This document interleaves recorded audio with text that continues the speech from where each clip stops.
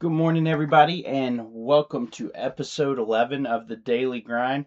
I'm so glad you're here. Hope you got your coffee in hand and you're ready to search for a little bit of clarity. We're going to be diving into what Dylan and I discussed last night, but just in a little bit more thorough way, which is the concept of the rules of engagement. And we talked about it in a sense of how it's going to operate in the future of this podcast, since this is intended to be a live podcast, not just involving he and myself or just me like we are right now, but in the future, it should be more of a open flow, open opportunity for people to come in and to join and be a part of this podcast and how we're going to operate under those conditions, because I've seen a lot of podcast debates, public forums that quickly devolve into name calling, and really we could go into all the details of what goes wrong.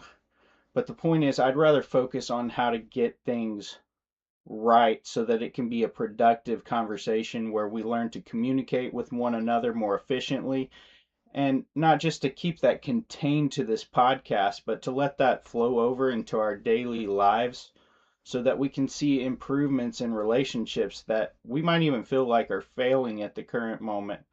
I can say I've definitely implemented many of these in my own life, and not just seen results over time.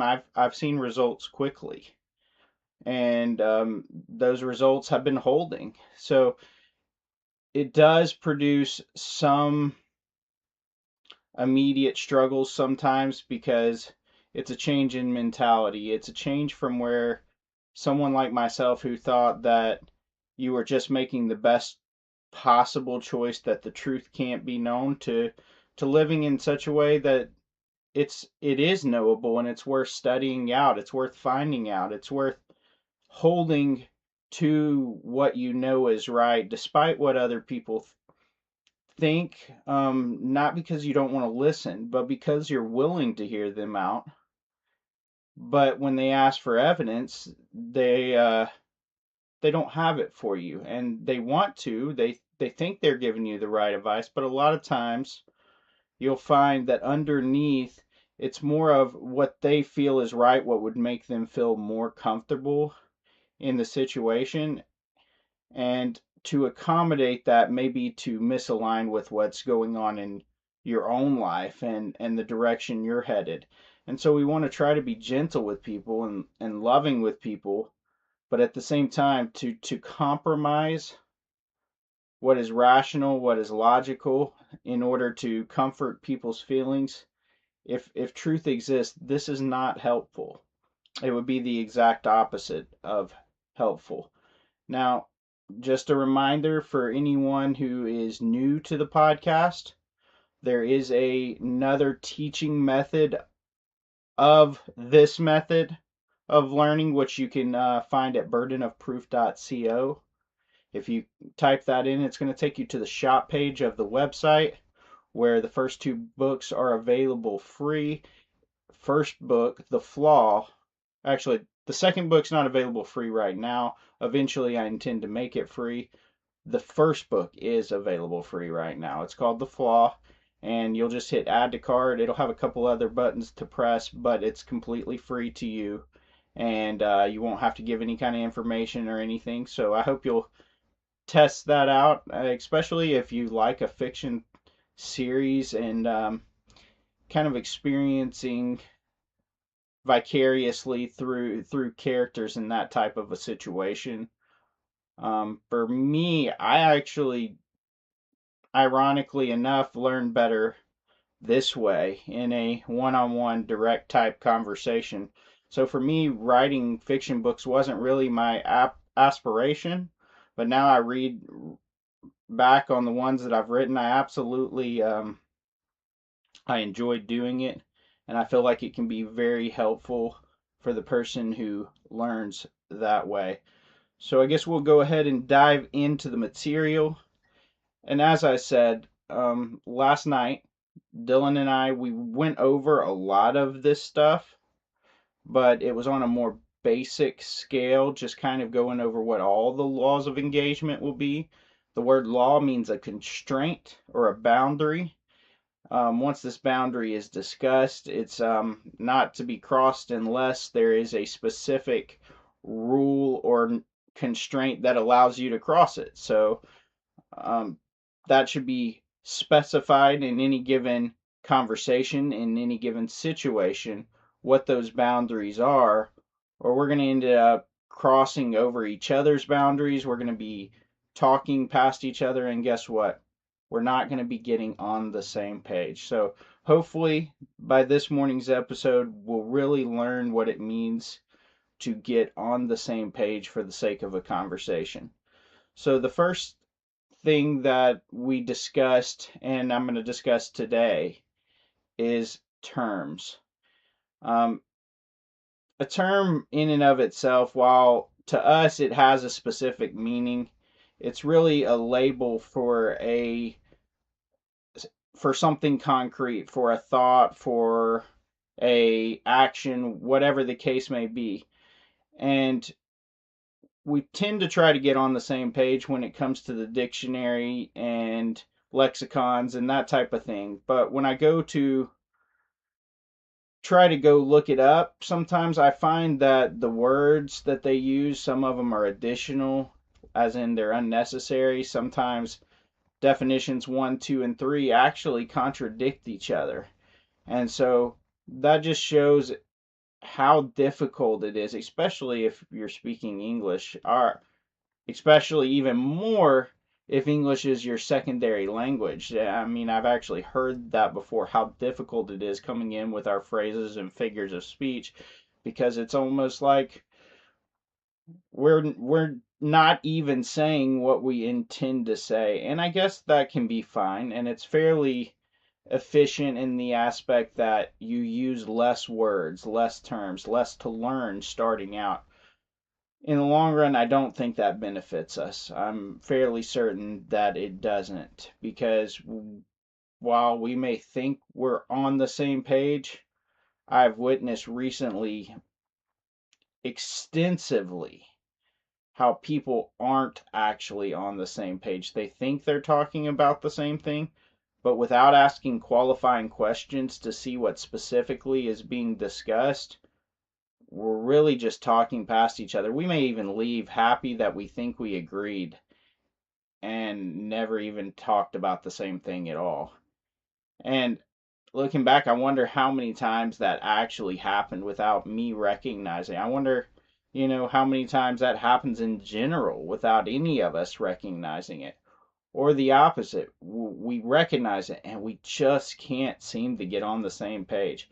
And that's because we keep just repeating the same word, expecting the other person, why don't you get it? Why can't you understand? I'm saying this word clearly, I'm using it as it's supposed to be used, and you're just not getting it. But they're thinking the exact same thing. And so, how do we move from this idea of having it the way that we've learned it, our specific definition, into a place where we can have a coherent conversation with someone who may use different terms than us to describe something? And so there's a couple of laws that we're going to learn today to hopefully help us do that. One of those is the law of distinction. And so really what that is making sure that every time something different is being discussed, it is talked about as a distinct term in the context of that specific conversation. So obviously, it's going to be incredibly difficult to come up with a new term for every single thing that we're discussing, especially when I show you a little bit further into this episode the type of things that I'm talking about that really need a new term for the context of a conversation for the sake of clarity. So it won't be one of those things where these terms are necessarily permanent or fixed. It's one of those things that needs to be done just so that we can make sure that we stay on the same page during the course of the conversation. And it's a incredibly effective tool if you find out that you're in the middle of a conversation and you're not on the same page, to go, okay, I see what you're talking about there, but I'm talking about this over here. So why don't we call this thing this and that thing that, just for this conversation, so we can make sure we're not getting it confused anymore. And that should bring a whole lot of clarity to the conversation very quickly. And like I said, I'll go into more examples of that, particularly when we talk about the next section of identity integrity. But I really just wanted to touch on term distinction one more time. Now, fixed definition. So the law, we're just going to call it the law of definition. And all that means is once a definition is set within the context of that conversation, please don't change it. Shifting terms causes quick incoherence, causes inability to be able to rationalize properly, to discuss properly, because as soon as you got on the same page, somebody flipped it on you and they didn't tell you. This is called term shifting, and a lot of times we do it unintentionally, but I would encourage you to make a conscious effort, not just if you're someone who joins onto this podcast, but as someone in their daily life who's having any kind of the discussion, that you make sure that you stick to your terms. As I said, for the person, obviously there's going to be times where your definition of a word may not line up with mine. As I teach the steps of this method, I will define the terms, but if you're really struggling with one of my definitions because you've thought it a different way for a really long time, then I will do my best to be lenient to try to affirm that term as you intend for it to be. I may have to make a note of it just so we don't get confused. And then I'll go, okay, well, if that means this, then what is your term for this over here? And if you don't have a term, maybe I'll help to give you one or come up with an imaginary word just for the context of the conversation, or an abbreviation that helps us to understand it, or compiling a couple of concepts together. And as I said, I'll also explain that more in a moment, how that can be practically used to simplify the process of identifying new holes, new terms within the context of that particular conversation. So that's the primary two rules when it comes to definition. There's subcategories and details that fall within them that it may be a thing that I'll just end up having to explain in person as we're going along, because we can't exactly recognize every single scenario ahead of time. But generally speaking, this should help us to avoid a lot of the term switching, a lot of the confusion about what we're talking about. So the next one, identity integrity. Let me take a look at my notes here. All right. So one of them is the law of parts, and another is the law of composition. And essentially, these are just the opposite of each other. What that means is, for example, composition is typically when you put things together. And we kind of talked about it briefly last night with the example of a water bottle. So at one point, these parts were separate. The wrapper, the bottle lid, the outside of the bottle, the water, they weren't all put together to make this bottle of water. Now, when they were separate, they were their own thing. They weren't a bottle of water, and they were four different things. Maybe more, depending on how you're looking at it. But the point is, there were multiple different individual pieces. And now when we put them together by law of composition, this is one new item. This is not one in four. And when we discuss this in the context of the conversation, if you're discussing it as one, like 1 in 4, meaning you can discuss any individual part while I'm trying to discuss the whole, there's going to be a whole lot of problems is exactly what's going to happen, because you could be referring to the wrapper, or the wrapper and the bottle, or the wrapper and the bottle lid and the lid, and not be talking about the water. And I'm talking about the whole thing, and we just can't seem to get on the same page. And that's because you're not applying the law of composition to realize that when all the former things are put together, they become one new thing. And at least for the context of this conversation, it needs to be identified as one new thing, not 4 parts of one thing, but one new thing. The law of parts is just the opposite of that.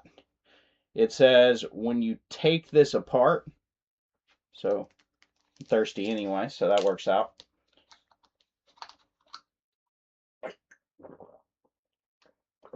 Now, I've got this, what I was calling a bottle of water. Now I've got a lid. So I can call this lid, but if I call this here a bottle, if I call this a bottle of water, the same as I was calling it before, what you're seeing is this with the lid still on it. Problem is, we're not discussing the same thing anymore. If we want to make sure we're discussing the same thing, when I remove this lid, then for the context of this conversation, this bottle of water is going to need a new term. You can make that term up. If you want to say it long, you can say the bottle of water with no lid. You're allowed to do that.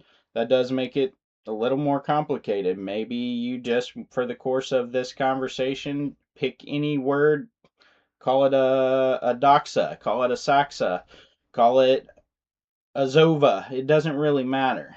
The point is that you define a different term using a word that you're probably not going to use in the particular context of this conversation, so that we don't find any kind of overlap. So once again, law of composition is when you take these things that are separate right here and you put them together, you need to be able to identify this whole thing, including the lid with it, as a new term, because it is no longer seen as its individual parts. All right, when you take the lid off, now we've separated it. It's still not parts. It's 2 whole new things. So essentially what this is saying is that in theory and concept in our mind, parts do exist. Okay, it's how we process how things are put together. That's very useful, but for the context of conversation, for the context of identifying what we're talking about, parts don't exist in reality, because as soon as I put this here, this is something new. It needs a new term, at least for the sake of discussion. And so hopefully that brings some clarity. I'm sure that's probably not something you've thought about before, but it is going to be something that's necessary to understand if you're going to come onto the podcast. And as a general rule, it's something that would be useful when you're talking with other people, because you may recognize at some point, if you're watching this, that this has happened a lot more than you realize, and you weren't actually talking about the same thing when you thought that you were, because you didn't give the new identities from when you separated things a new name, or vice versa. When you put things together, you didn't give it a new identity for the sake of conversation. This is going to be tedious. It's also going to be clear, so that when we discuss things, we're not going to have any kind of overlap there. And the other one is descriptors. So I used an example last night. Let's just stay consistent with that. When we talk about, for example, a house, and at the beginning of a conversation, and later we talk about a greenhouse, and later we talk about a blue house, and then you bring up a house. Well, right then I'm going to ask you, okay, so what are we talking about? Are we talking about a particular house? Are we talking about just any house in general, the greenhouse, the blue house, any greenhouse, any blue house? There's a lot of options here. And in the context of our conversations, a lot of time we don't think that all those options are still there. We assume the other person is understanding what we're talking about, when in reality, we haven't gotten on the same page at all about which specific thing that we're discussing. We may have a general idea that we're talking about a house, but if you were talking about the greenhouse, which you may fail to mention, we do this regularly without recognizing it, then I'm left to just guess or to ask a question, and that puts us in a position where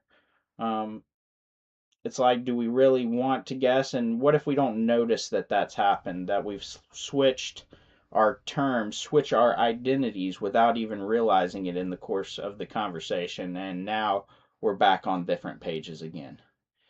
And so really the solution to that, well, first let me explain what that means a little more. Because a lot of times we think of things in terms of descriptors like adjectives and adverbs. And that is useful for how we process what something means.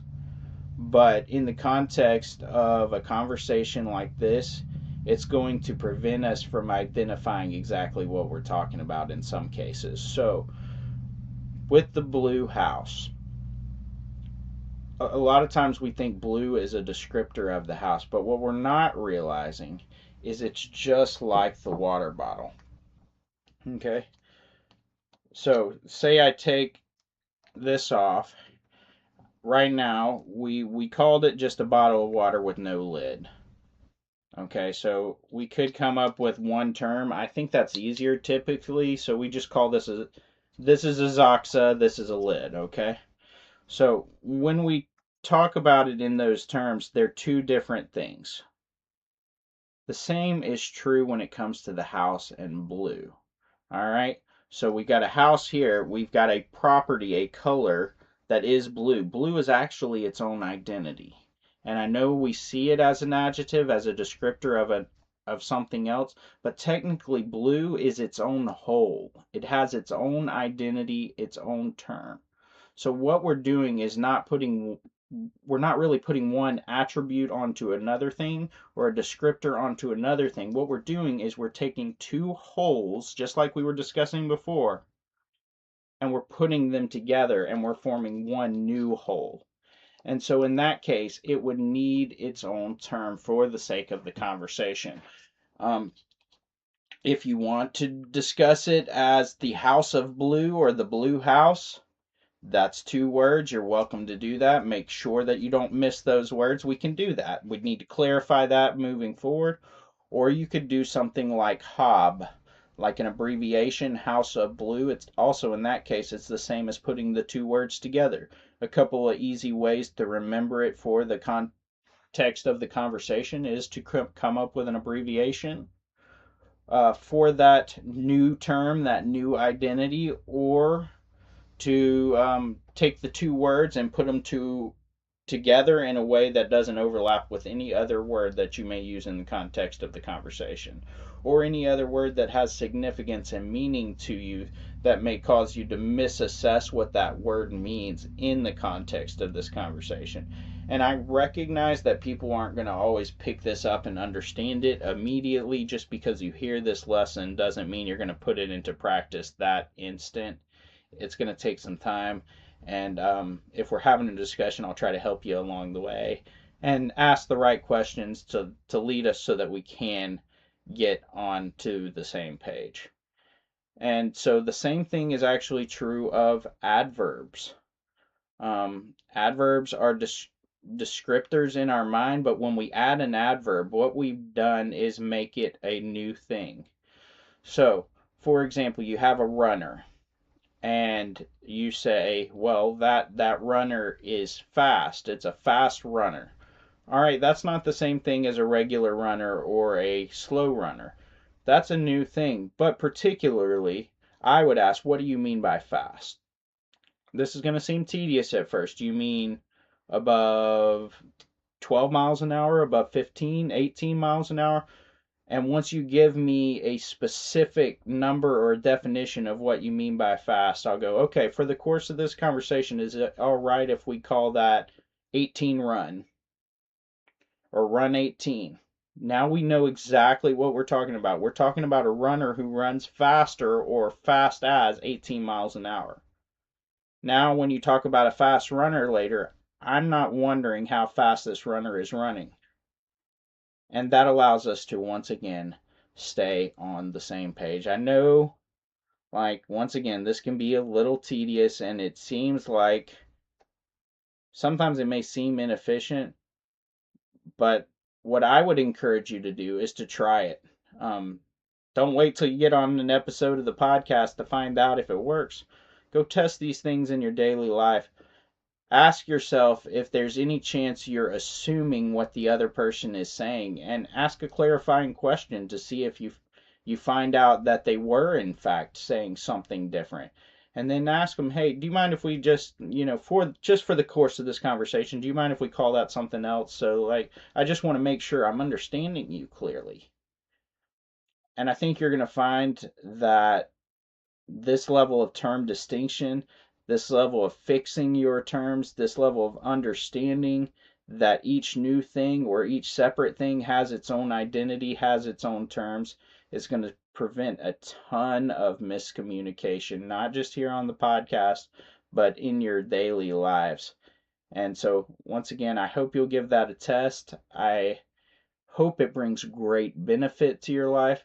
And once again, the main reason for establishing these rules of engagement is so that we can search out for truth together. We can grow as a community of people, and as people who want to learn and to thrive and to build off of one another in such a way that we don't continue to confuse one another with ambiguity and tearing one another down, but recognizing that ultimately we're not out to harm each other. Sometimes it feels that way, but they also have a reason for what they're doing, and likely speaking, it's so that they can build their own life up or build up the lives of their families or their friends. Their intent is not to harm you. If anything, you're minuscule on their scale a lot of times when you feel like they're just out to get you. They probably don't give much thought to you at all after the course of the conversation that you have with them. And so just recognize that a lot of times that these things that are going on underneath the surface for other people don't typically have anything to do with a desire to put you down or to harm you. Typically, it's something going on in their own life that they're trying to get straight, that they're trying to work out in their favor, a lot of times because they're in a position that doesn't feel secure, doesn't feel safe, and so they're trying to find something sturdy to stand on. And so if we can just try to go out of our way a little bit this week and in all the weeks to come to make sure we ask a question first. Don't don't assume the worst of people. Don't assume just because they said something sideways to you.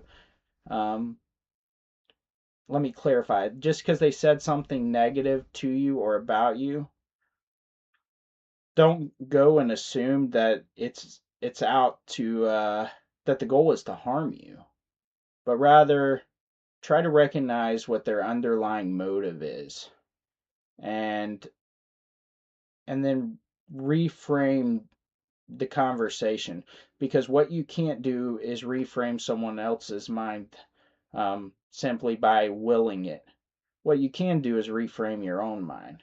What you can do is recognize that it's not always about you, what's going on with other people. Sometimes you're involved in it, but a lot of times you're actually not. And by reframing, you can recognize a person who seems to be hostile and recognize instead that they're a person in need of some help, of a conversation, of someone who can define their terms and be willing to listen. And because they probably had a lack of communication with someone very shortly before they came and had a discussion with you. So, as I said, these are the things that I would hope that you will give a test this week. Tomorrow, I'm going to talk a little bit more about claim isolation, the burden of proof. We kind of already went into those things. And I'll probably go further into the details of things that might bring about termination and of the conversation. And what I mean by that is taking a break. You'll have an opportunity to come back and to have a new discussion. If that's something you want, that's something I want for sure, because we definitely have unique insights that other people don't really have. And so I definitely don't want to take anyone and say they don't get the opportunity to do this anymore or be a part of this anymore, because the whole goal is that we can all become a part of this and grow together in our knowledge of the truth. So that's probably what I'll get into tomorrow. It will either take another day, maybe 2 days, to detail out these rules of engagement. Next week, I do intend to get into some of the actual laws of logic, but if we didn't go through these rules of engagement first, our conversations likely would have done exactly what I was talking about at the beginning of this episode, which is really just to um, end in misunderstanding, confusion, and frustration. And I think if we can agree to these terms, that we're going to avoid a whole lot of that right off the bat. So, once again, thank you for joining me for the 11th episode of the Daily Grind. And I will be live again, probably should be between 6:30 a.m. and 7 a.m. tomorrow. I believe today is the 13th of January, so January 14th, I believe. And I look forward to talking to you then. Y'all enjoy the rest of your day. And I hope that you find ways in your daily life to get on the same page.